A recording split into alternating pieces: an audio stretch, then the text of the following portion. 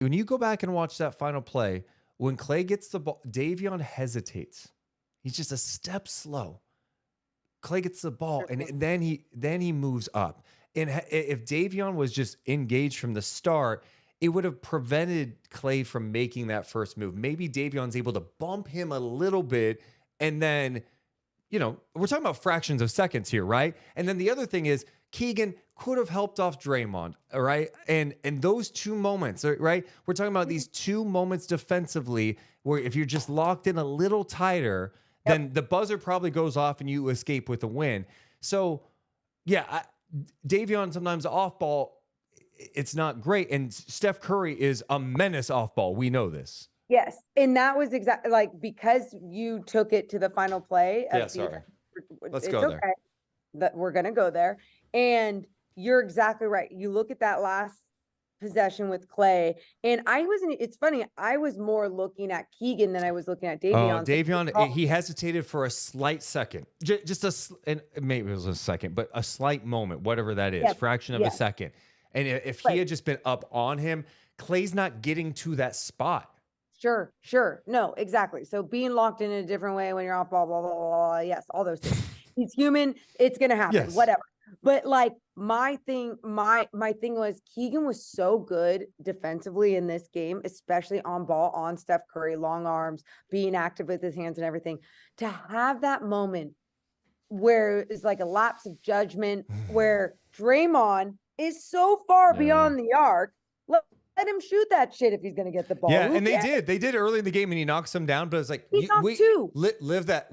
You'll live with that. Let Draymond take the shot. Yeah. Exactly. And that's one Keegan as a young player has to learn from, hey, in those moments, that's know your personnel, right?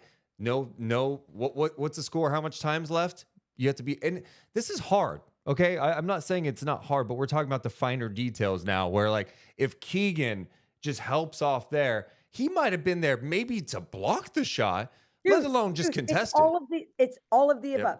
Yes, it's all of the above. It's not even about, look at the amount of times Keegan Murray's long arms contested a shot, disrupted a shot, did something with a shot in that moment. And again, this isn't blaming anyone. No. We're just literally breaking down what went wrong in that final play. And I mean, he can't be mad at himself for it. He has to look at it and go, shit, I can't let that happen late in games. I have to execute late game situations. Again, not the biggest deal in the world, but yes, where you saw the breakdown was right there. Keegan not coming off Draymond even a little bit more. Davion maybe hesitating a little bit there as well. But now, because we talked about that second, Can we just stick with this final play? Because I had one more thing on it. Unless you're going back to Steph, because we will talk about the Steph component too. I'm going to defense altogether, but proceed.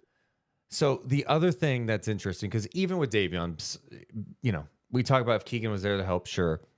That's the one disadvantage with Davion out there too. When he's in a position to be on Klay, is Klay's 6'7".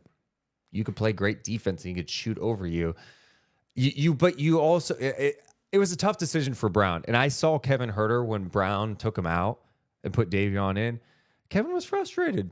I think he looked frustrated. And I think he was frustrated because he was competing tonight. He did a fantastic job out there. Not only defensively, he had some breakdowns too, but I thought he competed well. He was in there getting some tough-ass rebounds. We're talking about back-to-back games from Kevin Huerter where he's getting 7+ rebounds. He had 9 tonight. I loved what he did. But again, this is what you do when the game ends this way. You go, I mean, if you got Huerter in there on Klay, at least he's got the length. You know what I mean? And so it's just a little things, right? But then again, Davion's one of your best. He's probably your best defender too. Right. No, I have no problem with that decision making. But you're exactly right. As a player, as a competitor, when you're not being trusted in that moment, it can be frustrating. But it's how do you channel that frustration into actually changing that and making sure your coach does trust you? You got to put in the work and try and be someone that your coach can trust late in games. Now, looking at the defense as a whole, may I go there? Yes, please. Okay. So looking at the defense as a whole, you saw this end up being a low scoring game.